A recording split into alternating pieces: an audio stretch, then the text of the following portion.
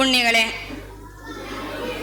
ഇന്ന് saint John's nursery സ്കൂളിനെ സംബന്ധിച്ചിടത്തോളം ഒരു മഹാ ഉത്സവത്തിന്റെ ദിനമാണ്. പുത്തനുടുപ്പിട്ട് പൂമ്പാറ്റകളെ പോലെ പാറി നടക്കുന്ന കുഞ്ഞു മക്കളുടെ കലാവിരുന്ന് ആസ്വദിക്കാനാണ് നമ്മളെല്ലാവരും ഇവിടെ ഒന്നിച്ചുകൂടിയിരിക്കുന്നത്. ഈ അവസരത്തിൽ ഒരു കൊച്ചു കഥ പറഞ്ഞുകൊണ്ട് ഞാൻ എൻ്റെ വാക്കുകൾ അവസാനിപ്പിക്കാം. ഉണ്ണികളെ, നിങ്ങൾക്ക് എല്ലാവർക്കും കഥ കേൾക്കാൻ ഇഷ്ടമല്ലേ? ഒരു ആനയുടെയും ഉറുമ്പിന്റെയും ഒരു കൊച്ചു കഥ സിസ്റ്റർ നിങ്ങളോട് പറഞ്ഞു തരാം. ഒരിടത്ത് ഒരു കട്ടുറുമ്പും ഒരു കാട്ടാനയും തമ്മിൽ കണ്ടുമുട്ടി. അവര് കൊച്ചു വർത്തമാനമൊക്കെ പറഞ്ഞ് അവസാനം അവര് ചങ്ക് ഫ്രണ്ട്സ് ആയിട്ട് മാറി.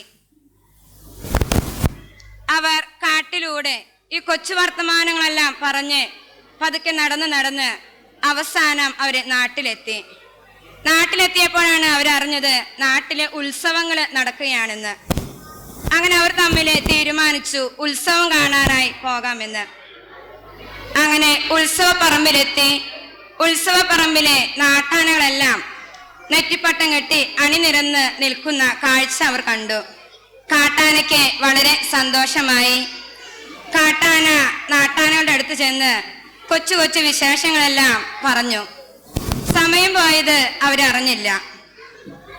അങ്ങനെ വർത്തമാനമെല്ലാം പറഞ്ഞു തീർന്നപ്പോൾ നോക്കിയപ്പോൾ കട്ടുറുമ്പിനെ അവിടെ കാണാനില്ല. കാട്ടാനയ്ക്ക് ആകെ സങ്കടമായി, കരച്ചിലായി, വിഷമായി. അവസാനം കാട്ടാന അമ്പല പരിസരത്ത് മുഴുവൻ ഈ കട്ടുറുമ്പിനെ അന്വേഷിച്ച് അതിന് ചുറ്റും നടക്കുകയാണ്.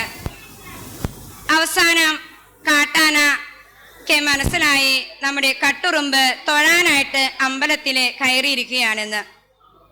എങ്ങനെയാണ് കാട്ടാനയ്ക്ക് അത് മനസ്സിലായതെന്ന് നിങ്ങൾക്കറിയാമോ?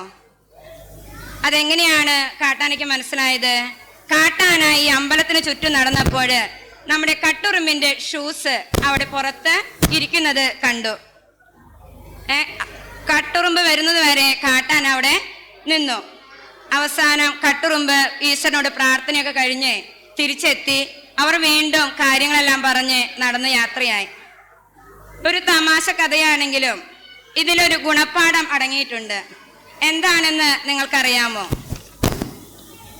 നമുക്ക് ബുദ്ധി ഉണ്ടായാൽ മാത്രം പോരാ, വിവരവും വേണം. ചുറ്റുപാടും നോക്കിക്കണ്ട് തീരുമാനമെടുക്കാൻ കാട്ടാനയെ പോലെ നിങ്ങൾക്കും സാധിക്കണം.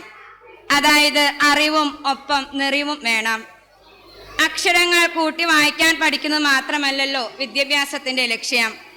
ചുറ്റുപാടുകളെ നിരീക്ഷിച്ച് കാര്യങ്ങളെല്ലാം മനസ്സിലാക്കുവാനും വിദ്യാഭ്യാസത്തിലൂടെ നമുക്ക് സാധിക്കണം. ഈ സുദിനത്തിന്റെ എല്ലാവിധ ആശംസകളും ഈ സമയം നേർന്നുകൊണ്ട് എൻ്റെ വാക്കുകൾ ഇവിടെ നിർത്തുന്നു. നന്ദി. Thank you sister.